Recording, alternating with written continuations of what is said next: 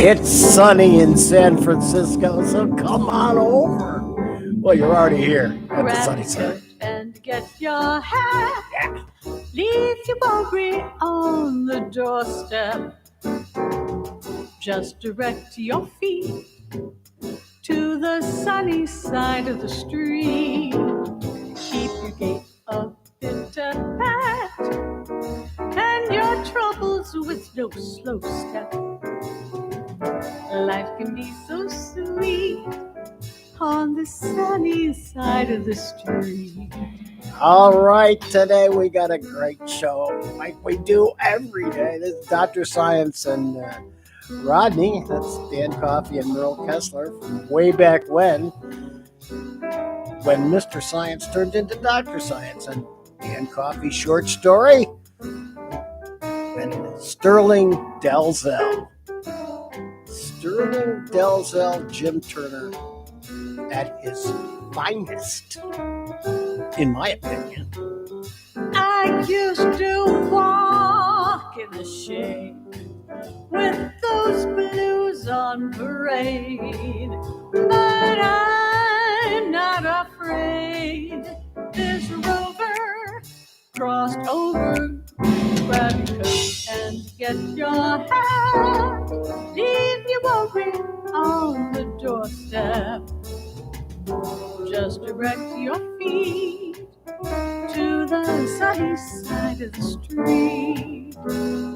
Life can be so sweet on the sunny side of the street.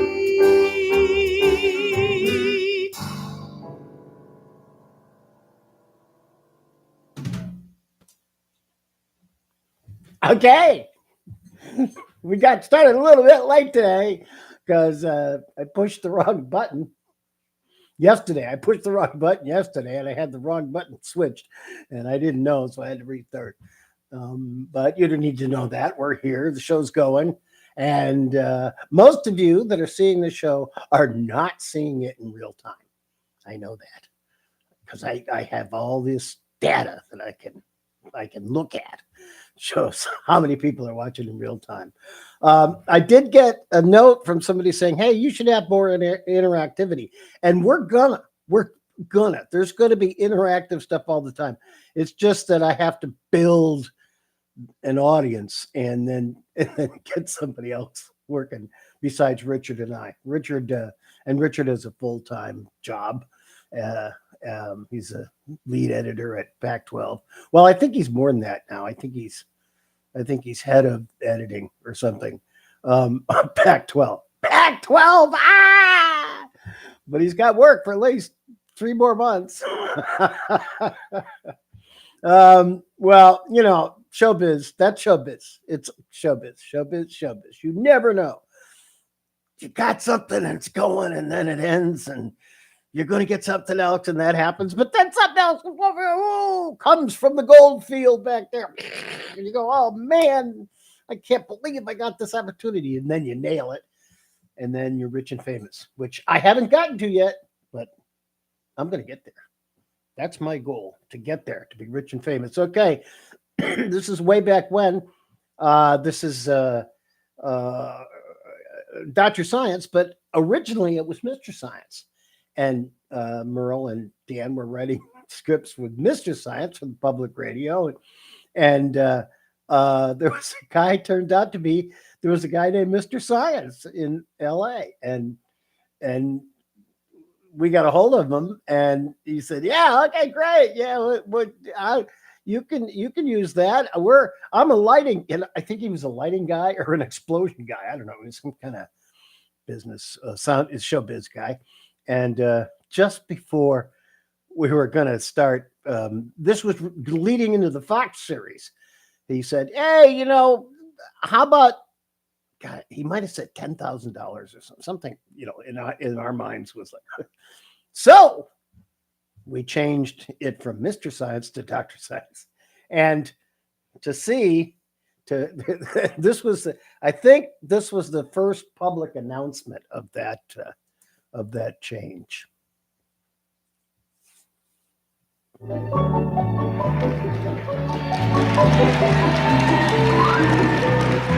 time once again to ask Dr. Science. So let's ask Dr. Science. That's me. Remember, he knows more than you do. That's right. Well, ladies and gentlemen, in honor of this occasion, Dr. Science, formerly Mr. Science, has changed his name. That's right, Rodney. In order to give myself more dignity than I in fact possess, I decided to change my first name to Doctor. So now my real title, of course, is Mr. Dr. Science. But let's drop the formality and just call me Doctor. And in honor of this occasion and in the 3 years that Dr. Science and I have been wrestling with your questions, we thought we'd pick the 3 what we thought were the most popular and intelligent questions we've been asked over the past 3 years, the most pop-telligent questions, you might say, and answer them for you now. Our first question is from Birdman of Alcatraz, who asks, "Dear Dr. Science, how come you never see baby pigeons in the city?"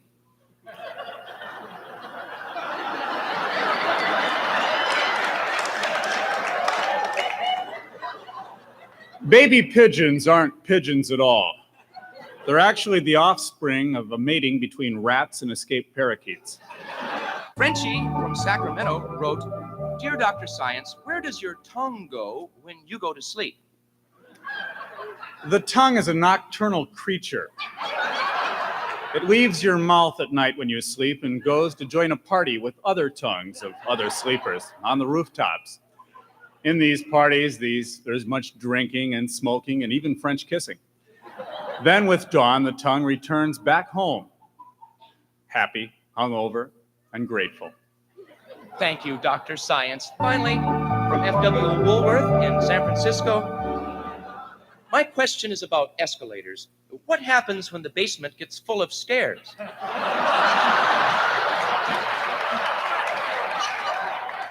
The escalator is a large, stupid, ungainly reptile.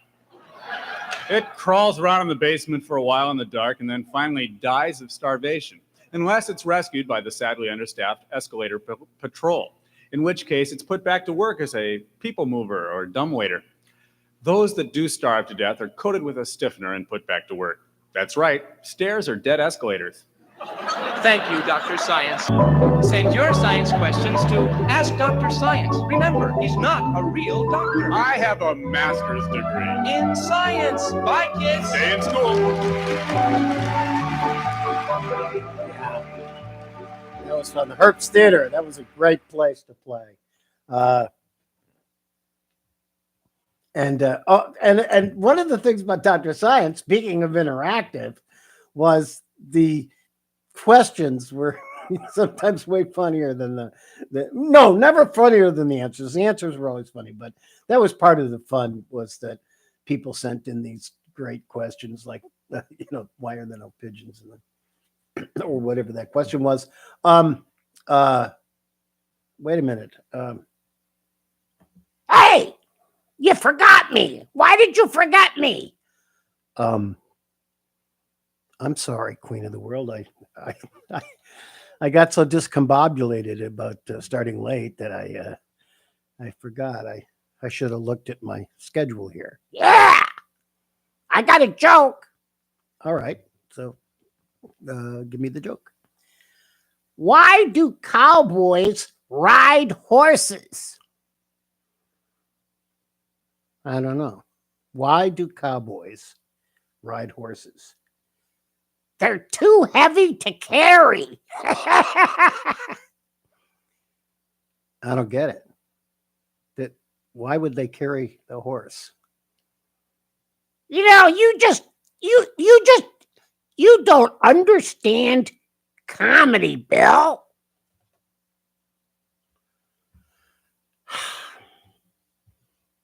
I think I understand comedy. I appreciate comedy, but I don't understand it. Does anybody understand comedy? Of course not. Nobody understands comedy.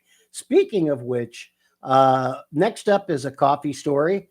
Dan Coffey is the most prolific writer I know in terms of surrealistic humor. he posts on Facebook every day, images and comments, and it's amazing stuff.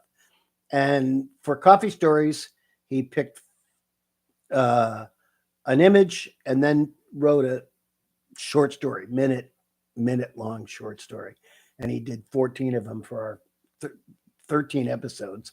And we're going to do all 14. So one day we're going to do 2 stories.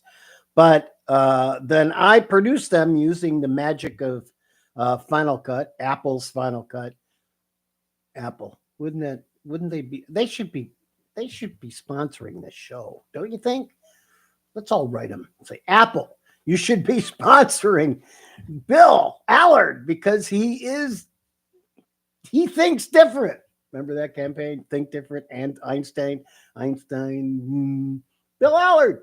There we go. Okay. Let's stop babbling and let's get over to Dan Coffee Stories.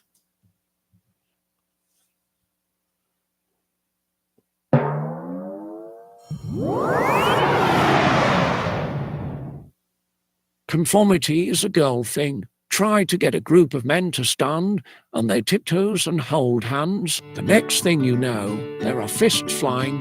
Don't try to force a real man into a mold that fits another. He'll show you a thing or two and then some.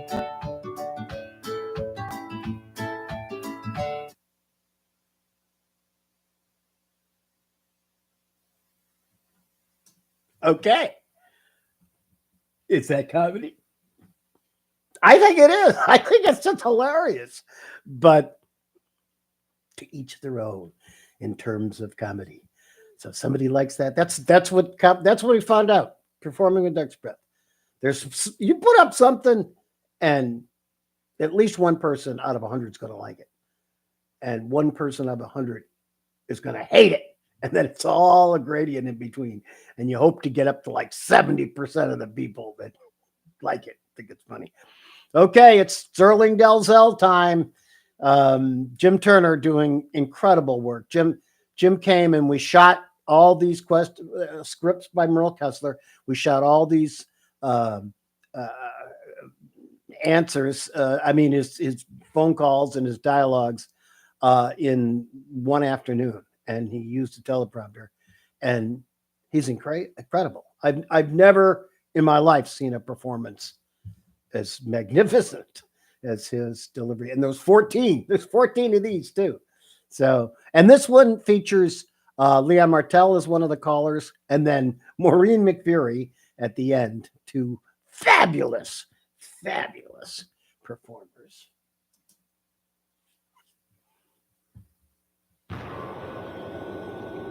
Here's a sample of Sterling Dalzell and mind-boggling conversations you can have with him. These are taken from his program, which is a talk show.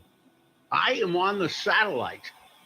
Here you go. Many people have expressed confusion in the comment section of my 3-hour YouTube movie explaining the relationship between the lizard people, the shadow warriors, and the future of mankind. I don't blame you. There's a lot to unpack. And I confess, I have not mastered PowerPoint as I should. What is it and where do we go from here? Hopefully, it will lead to a TED Talk soon, at least before the world ends as we know it, which would make a TED Talk pointless, wouldn't it? To be clear, the Neo shadows work for the lizards, not the other way around. Keep that thought forefront in your brain and you'll be all right. Oh, is this little David on the line? Sure is, Sterling. Listen, I made a Venn diagram of the Illuminati for you. Well, that was thoughtful. There's a lot of stuff there you don't normally think of as Illuminati. Yeah, like half the presidents, the movie stars, couple of football players. And all the SJWs. New one on me. Social justice warriors, Mary Sues, good-looking, cheerful women who distract men from virtue with their breasts and sweet talk. Do they now? But they are on the fringe of things, with bureaucrats, yoga instructors, and the Starbucks, where they all converge in the middle of the pie, with lizard people lording it over shadow warriors and vice versa.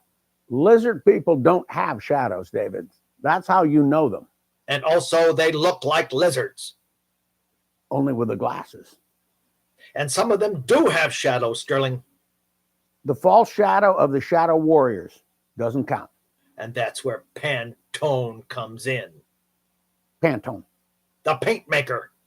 They are in charge of all the colors. They introduce a new color every year. And if you want to paint your bathroom anything but white, you have to clear it with them and give them a check for $300. Really? I don't know. All I know is they command our shadows. Our real shadows. Not yet. But I do know that we are being commanded by physical forces we only dimly understand, responding to commands on the other side of the universe, helpless to not act, like a reflection in a mirror, which is left-handed, which is true. Good points. The other thing that really bugs me, pardon my French, is color blindness.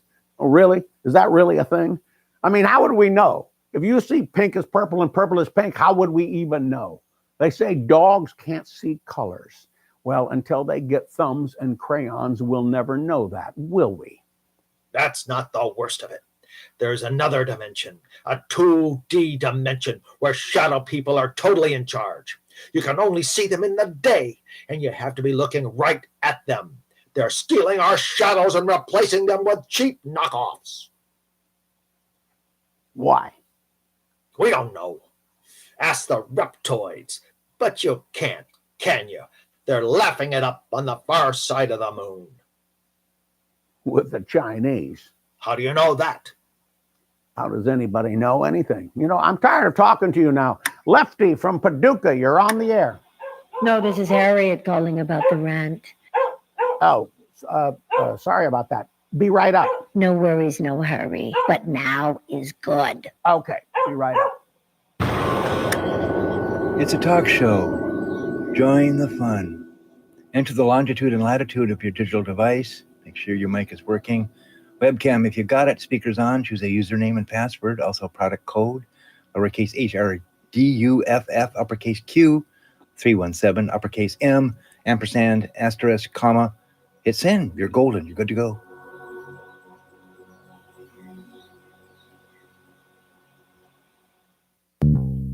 Ah, yeah. That's good writing and good performing and evergreen. That's what it is. You can see Sterling. Sterling started. He was the host of The Blob Grows Up a zillion years ago, and he was as crazy as he is now, and just a foreteller of the world we live in. This was so fun to do. I am so glad that I did it and that you're watching it now or sometime later. But I have to go now, so I'm going to turn this button and then say goodbye.